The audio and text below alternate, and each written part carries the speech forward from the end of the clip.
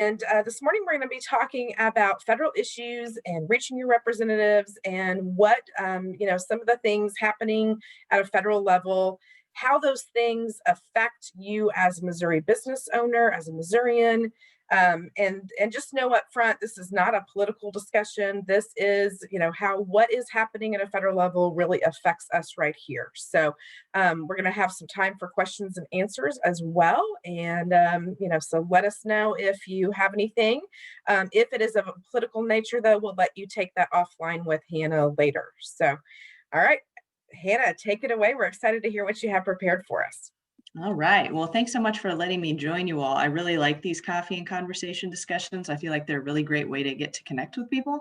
So I'll try to keep this relatively informal today, but like Jennifer said, I'm more than happy to talk about just about anything that you guys are interested in. I will definitely put my info in the chat before I leave. So if you need to grab a cup of Zoom coffee with me to talk through something that's really just burning a hole in your pocket, you just let me know and I'm happy to do that. Really, I wanted to use this time to make sure that you guys knew about the Senator's staff as a resource, and I wanted to give you guys a good idea of how you all are able to impact policy that happens in DC. I would say if anything about this year has been very apparent, it's that decisions in DC definitely impact local communities, and people should and need to have a voice in those decisions. So we wanted to make sure you guys knew about some effective ways to do that. And then I wanted to give you guys just a heads up about some things that are business related that are floating around in DC right now. And then certainly give you guys an opportunity to ask questions if you have them. Stop me at any point, do the little hand raise thing. I'll definitely pay attention. I'm happy to answer any questions that I can. So like Jennifer said, I'm with Senator Blunt's office. We are located here in Columbia. And just to let you guys know a couple things that are happening in DC right off the bat that are business specific. The senator is working on a few different things that are specifically related to the PPP program. And I wanted to make sure you guys knew about that. I don't have a specific time frame on these specific topics, but they are in the works out there. One is a bill that specifically deals with the forgiveness portion of PPP. Right now, the SBA already allows anybody who received $50,000 or less to submit their forgiveness form on a really simple one-page application that goes to the lender. It's very straightforward. The bill that Senator Blunt is on actually raises that amount to $150,000 or less. So that would impact more people, certainly nationwide and in the state of Missouri, and would allow those folks who got those smaller loan amounts to have that simple one-page form that they can send to their lender. And then the lender can look at that and say, okay, we don't need to verify anything else. We know that they did what they said that they did. So that's something that's in the works. Another piece of that is also making clear that the forgiven PPP expenses are deductible. That suddenly became a big issue for a lot of folks this year. So that is something else that they are working on. There is a bill out there that would address that. And the other one directly related to COVID is called the Safe to Work Act. And that is a provision that essentially provides liability protection for business owners, protecting them from any waves of lawsuits that happen to show up that say, hey, I'm a customer, you exposed me, or hey, I'm an employee, I've been exposed to COVID, this is your fault. Obviously, as business owners, that's going to be a large concern for a lot of people. So that is also something else that they are working on.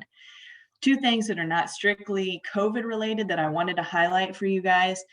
Senator Blunt has been a large proponent of what is called the New Markets Tax Credit Program. Some of you might be familiar with that. That's very big in, for sure, the more urban areas of the state. And I don't know if anybody strictly in Columbia is using that, but basically that program invests $5 billion a year in what would be considered an underdeveloped area. And it's basically a 39% federal tax credit over 7 years that businesses can access if they invest in low income areas. And I have the specific numbers of that. If you meet a certain poverty threshold, et cetera, you can access this tax credit. That's been very successful in a lot of places. Yeah. You're muted, Jennifer. Sorry. Did you say 5 million or 5 billion with a B? It's 5 billion with a B. That's what I There, thought you said. yep, Okay, it's impressive. a lot of money, yeah. And there are actually hundreds of businesses in the state of Missouri that have used that previously, and it has brought in billions with a B of investment to the state. And that is a great program. They were actually renewed it last year. Senator Blunt worked on that with a Democratic colleague from Maryland to get that renewed last year. We'd like to see that be permanent, so that's something that they're working on right now. And then the other one that I don't actually get to talk about very much, which is too bad because I feel like it's super relevant for Missouri, is the Craft Beverage Modernization Tax and Reform Act. Missouri has a lot of brewers, a lot of wineries, a lot of folks that are in the distilling industry. And he started working on this several years ago, and it was passed, I think, originally in 2017, if I have my date right. But it basically, the new bill version of this bill would permanently establish reduced excise taxes and modern regulations for brewers, cider makers, distillers, et cetera. A lot of those smaller brewers, distillers, winemakers, they have a little bit of a disadvantage in terms of what their excise taxes are. Historically, they have really borne a large burden in excise taxes just because of what the levels are set at based on how many barrels you brew, et cetera. And so he's been working to get that number down. That has been really great across the board for those folks historically, and he would like to see that continue. And then the only other specific program I really wanted to mention is the Hire Vets program. That's something that he actually worked on and got passed. And it's basically a program, and I think it's Department of Labor, that specifically recognizes businesses that hire and promote veterans. It's basically a tiered recognition system. A business can apply and say, hey, we're doing this really great work with hiring veterans, we're promoting veterans, we're helping train these folks as they come out of the military, and you can be recognized for the work that you were doing in that area. Those applications come out like every January, I think it is. I just saw the most recent list of the Missouri businesses that were recognized. They were basically all St. Louis. I would love to see some more mid-mo folks achieve that.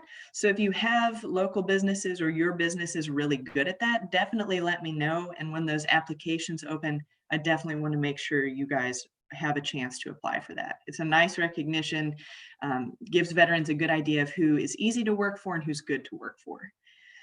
So that's a lot of what's happening with business specific information. Just to give you guys kind of the 5,000-foot view of what's really happening in DC right now. Obviously, there's the whole election side of thing, and that's its own huge topic. And I'm happy to answer questions about that if you have them. On the Senate and House side, what's actually happening legislatively is they are working through the appropriations bills right now. There are 12 of those that need to be taken care of before December 11th or at December 11th. That's when funding runs out. What everybody would like to see is a long-term funding package, so we're not messing with this again in a month and a half. What I am hearing from folks is that likely those large appropriation bills will include some targeted COVID relief measures, potentially some of the business bills I talked about, but other things as well. There's of course talk about a large COVID relief package. It seems less likely that that will be what happens, more likely that some of those targeted measures will end up rolled in with the appropriations bills. A lot of that is still up in the air. They're still working a lot of those bills through committee. Senator Blunt's the chairman of one of the appropriations committee, and they just put their bill out this week, as a matter of fact. And I will let you know it includes another large increase for the National Institutes of Health. That has turned into a big business boon and a big economic boon for our state and for the nation. Since Senator Blunt took over the chairmanship of that particular committee, the National Institutes of Health has seen a 45% increase in funding, and that was after more than a decade of basically no funding increases. And just to give you guys a picture, there are just in fiscal year 19 in Missouri specifically, NIH funding supported $1.6 billion in new economic activity and more than 9,000 jobs. So especially in Columbia, as we watch a lot of things happening with like the Next Gen facility and more businesses that are tapping into the biomedical research side, that initial funding into the National Institutes of Health is going to continue to trickle down and make a difference in our state. So They're continuing increasing the funding for that. They're also in that bill including some more increases for apprenticeship programming. Apparently, Missouri is actually #2 in the nation for successful apprenticeship programs. We are only behind California, which I think is pretty fascinating. So that's exciting. They're going to continue working on that. And then obviously the other big topic is vaccine development. The senator's been extremely involved in that process, partly because of his role with working with the National Institutes of Health, but also because of his work with the CDC. He's in a lot of conversations weekly with people about how that process is going and how Congress can best support the funding that they need to get a vaccine out the door. That is really what I've got in terms of a federal update for you. I do want to make sure you guys have like some key tips for how to engage with your legislators. And I will just tell you that anytime you make a phone call, send a tweet, write a letter, shoot an email onto the website, that information gets looked at 100% of the time.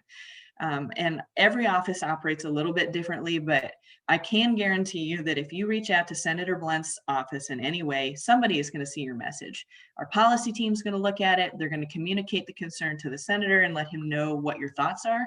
That happens every time. So literally anytime you make a phone call to us, please know that your voice is getting heard. The senator is getting your message.